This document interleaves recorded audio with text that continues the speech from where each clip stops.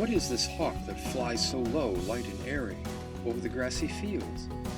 It's a harrier, sometimes called a marsh hawk, Circus cyaneus, aerial hunter of mice and voles, a unique bird that has characteristics of both hawk and owl, and this is some of its story.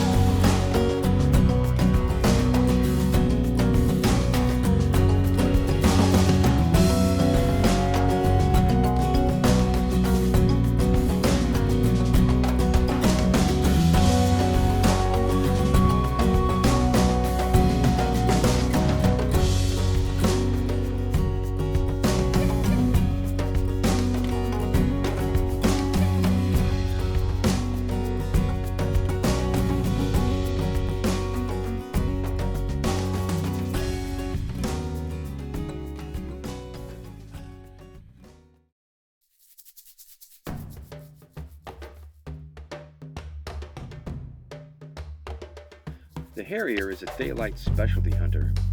It courses just feet above the grass, tirelessly passing its gaze across the ground, ready to pounce on anything that moves. Besides its excellent eyesight, the harrier has a facial rush like an owl, and it can hear as good as most owls too.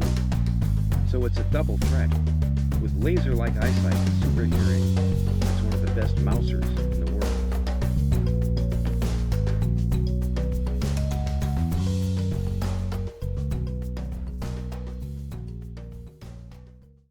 The harrier hunts fallow fields and scrublands, anywhere there might be a mouse population. Like most predators, it hunts the edges, places where scrub meets field or marsh, where most of the wildlife activity occurs.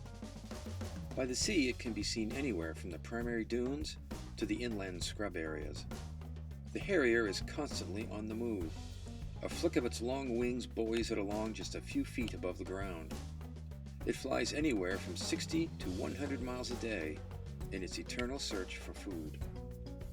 Even though the harrier's prey is primarily mice and voles, the menu changes through the seasons. In spring and summer, it includes small birds, snakes, frogs, small rabbits, and baby ducks. In winter, the menu shrinks to mainly mice and voles. If you're an unwary mouse, this may be the last thing you ever see. The harrier is a top predator, and the meadow vole is its most common prey. The vole's breeding cycle is either boom or bust. In a normal year, a wild field will conservatively host about 40 voles per acre, and each vole will have about 15 babies per year. A new generation is produced about every 2 months. Theoretically, at year's end, the acre of field will be overrun with over 30 million voles if there was no mortality due to disease, starvation, or predation. So the harrier provides a vital service to help maintain the fragile balance between predator and prey. Besides its amazing ability to skim just inches above the grass at almost stalling speed, the harrier can suddenly stop and dive at prey with incredible agility.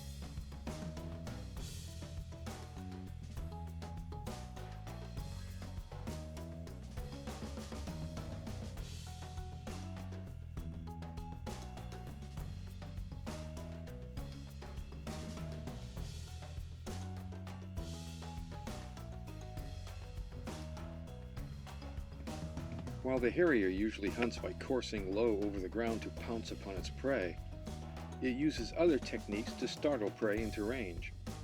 In autumn, when large groups of ducks gather on the refuge, the harrier likes to fly low over them, scaring them into flying up, hoping to reveal an injured or incautious bird.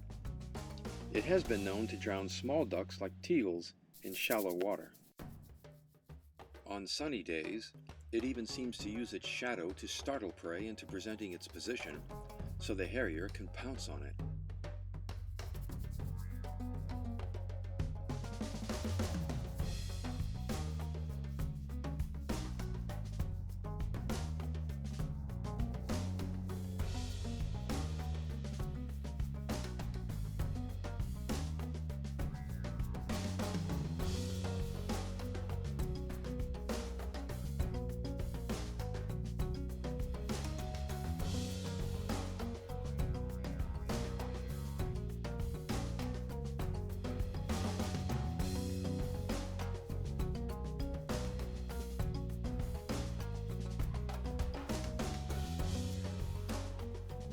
Sometimes, it seems, they just like to go boo.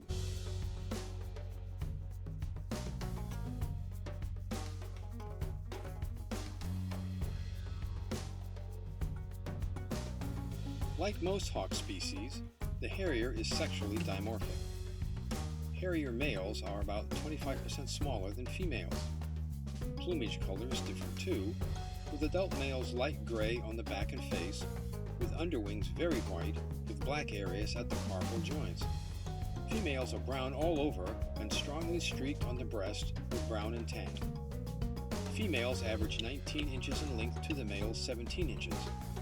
Wingspan for the female is 46 inches to the male's 41 inches, and the weight of the female is 18 ounces on average to the male's 12 ounces. Both sexes sport a large white patch at the base of the tail that characterize the species.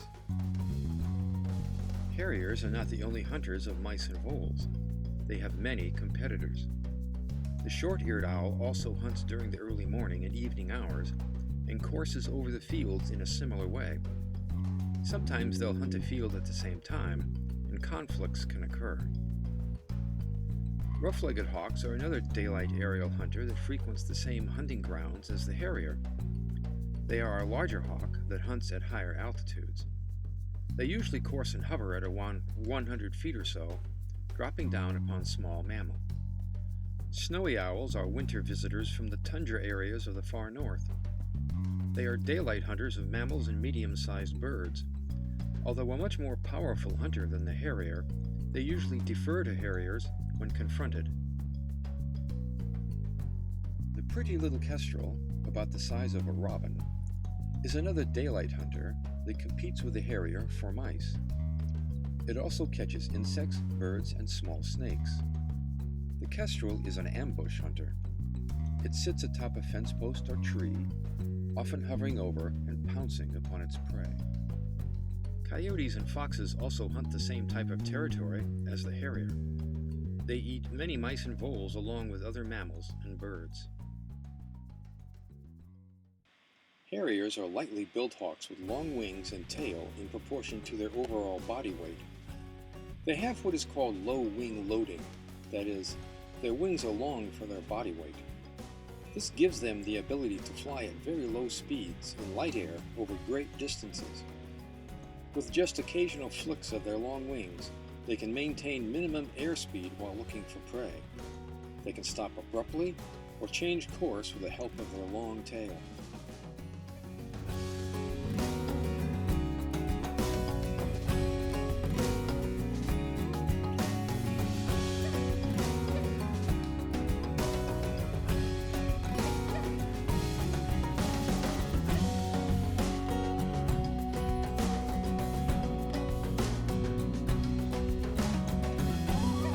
Harriers are found throughout the world, in North and South America, Europe, Asia, and Africa. Although plumages will vary, their habits are essentially the same. They spend much of their time coursing over open fields and scrub areas looking for prey. But their numbers are gradually declining around the world due to habitat loss. Open fields are being developed for housing, and the wild open areas, necessary for the Harrier to hunt and nest in are becoming more rare every year. So to watch a Harrier work a field is to experience a truly wild and free creature. The Harrier's easy and graceful flight has been called wind dancing, and the Harrier does seem to be a perfect meld of function and form, an aerial hunter that, by preying upon mice and voles, helps maintain the balance of nature.